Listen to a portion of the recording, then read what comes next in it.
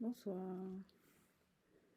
Donc, hier, j'ai décidé qu'on allait parler du vécu de la maladie. Euh, Parce que tout simplement, hier, en fait, j'ai parlé de d'épée. Ah oui, j'ai parlé du Covid, etc. C'est en introduction. Et donc, j'ai parlé du vécu de la maladie et j'ai dit que j'allais faire un petit topo sur le vécu de la maladie. Mais avant d'arriver là, hier soir, je me suis rendu compte d'une chose. Je vous disais que ceci ressemblait à un ovaire. Et dans l'ovaire, il y a l'ovule. Enfin, l'ovaire, c'est comme un récipient, c'est comme si c'était un récipient. Et il y a l'ovule dedans. Voilà. Il y a quelque chose comme ça. C'est l'ovaire est en rapport avec l'ovule. Je suis pas très claire dans, c'est pas très clair dans mon esprit. Mais en tout cas, c'est un rapport avec, c'est une forme d'ovaire, de trompe. On dirait que l'ovaire n'est pas loin et qu'effectivement c'est un rapport avec la fécondation. Je vous ai dit que l'épée c'est très sexuel. C'est un rapport avec un rapport sexuel en fait qui peut être fécond. C'est-à-dire quand vous avez cette carte, enfin ça c'est mon intuition, hein, je ressens.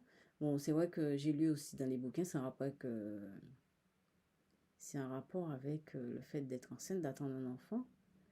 Mais c'est pas. Ça veut dire que j'aime bien trouver moi-même mes, mes arguments, quoi. En regardant la carte, il faut que je trouve les arguments. C'est pas dans le livre, c'est vrai que bon. Mais j'ai trouvé encore autre chose hier. Je regardais la carte et effectivement, figurez-vous que cette partie de la carte, euh, dans cette partie de la carte, il y a la couleur chair.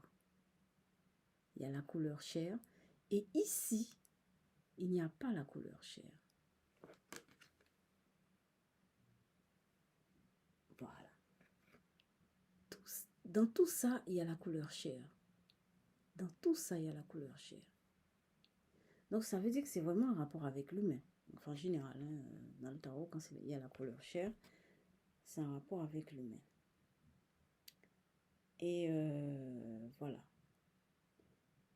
Et dans ceci aussi, il y a la couleur chair. Donc, c'est vraiment un rapport avec nous. Voilà, c'est ce que je voulais dire. Peut-être qu'il y a d'autres choses qui vont venir après. Bon, je voulais vous parler du vécu de la maladie. Quand il y a un vécu de maladie, alors, j'ai parlé aussi du Covid. J'ai parlé du Covid et voilà, donc j'ai parlé de la souffrance, des gens qui ont peut-être perdu des êtres chers, etc., etc. Mais le vécu de la maladie, c'est vrai, ils ont fait aussi des émissions sur les personnes de la famille qui s'occupent de leurs parents. Il y en a plein, plein, surtout par rapport à la maladie d'Alzheimer. Et les personnes âgées ou la maladie d'Alzheimer, on a vraiment besoin. Et c'est vraiment souvent les proches, ce sont les proches qui endossent cette responsabilité de s'occuper de leurs parents. Parce que c'est leurs parents. Hein. Moi, personnellement, je me suis occupée de ma mère. Et c'est vrai que c'est pas facile, le vécu de la maladie. Alors peut-être que ce que je vais vous dire aujourd'hui, c'est en rapport avec ce que j'ai vécu, forcément. On ne va pas rester bloqué là-dessus, ni c'est vrai que effectivement j'ai vécu cette chose, mais ce serait bien d'aller plus loin. Alors en général, le vécu de la maladie, déjà, euh, dans quel sens je veux développer ça, le vécu de la maladie? C'est pas pour répéter les mêmes choses qu'on a déjà dit, que euh, que c'est lourd et que c'est difficile et que ça tiraille dans tous les sens dans la famille. Souvent, il y a des gros, gros problèmes. Alors, la maladie tombe dans le nœud de problème. Alors, ça fait comme une explosion. C'est très difficile. Et ça, je l'ai connu, ça. Mais on peut vivre. C'est-à-dire, quand on vit, moi, ce que ça m'a apporté, ça peut être un trait d'union aussi. Vivre la maladie, c'est l'accompagnement. Voilà. L'accompagnement, quand on vit la maladie de quelqu'un avec cette personne, quand on vit la maladie d'une personne, on l'accompagne, souvent on l'accompagne. Qu'est-ce que ça veut dire accompagner quelqu'un? Ce n'est pas prendre sur soi seulement son problème. C'est vrai que si on accompagne quelqu'un, on aide la personne, et physiquement, et mentalement, psychiquement, moralement, enfin bref, tout. Et mais nous, qu'est-ce que ça peut nous apporter en dehors du fait que ce soit lourd pour nous, souvent c'est très lourd pour nous. Mais ça peut nous ouvrir des portes. C'est pas rien d'accompagner quelqu'un. Il y a des gens qui font ça toute leur vie, enfin pas toute leur vie, mais pendant des années. Et ça c'est particulier, mais par exemple, si il vous arrive à un moment donné d'accompagner quelqu'un, c'est pas un hasard aussi. C'est pas un hasard que ça arrive. Et il faut vous poser la question, pourquoi et comment?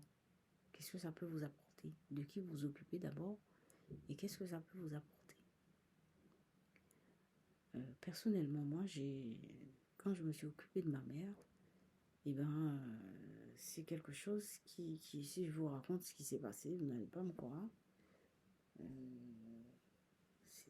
c'est dingue. Euh, c'est quelque chose qui me dépasse. Un jour, je vais peut-être vous raconter ça, mais c'est quelque chose d'assez spécial. C'est tombé du ciel, quoi. C'est tombé du ciel, et voilà.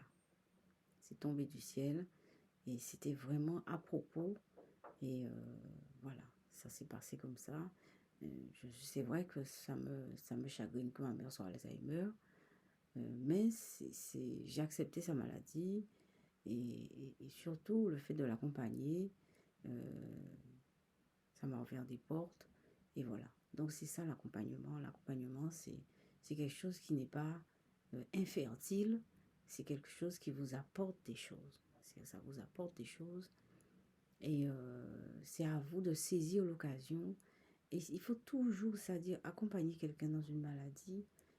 Et comme dans tout en fait, hein. Pourquoi j'ai parlé de maladie? J'ai parlé du Covid, hein.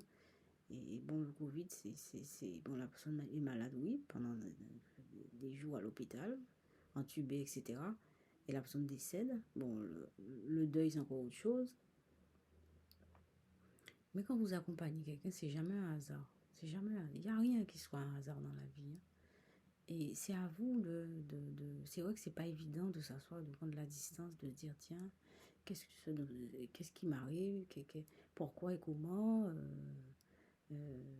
déterminer les objectifs, observer ce qui se passe, quoi, tout simplement. Observer ce qui se passe, comment je suis, ce que ça me fait dans l'instant, etc. Et ça, c'est valable pour tout, hein. C'est valable pour tout ce qu'on vit. C'est pas facile. C'est pas facile. On n'a jamais dit que c'était facile. On a dit tout simplement que, eh bien, il faut, à un moment donné, prendre de la distance. Voilà. Essayer de prendre de la distance. Bon, je vous laisse passer une bonne soirée. Je vous laisse mon mail, dhyymh@outlook.fr. Merci. Bye.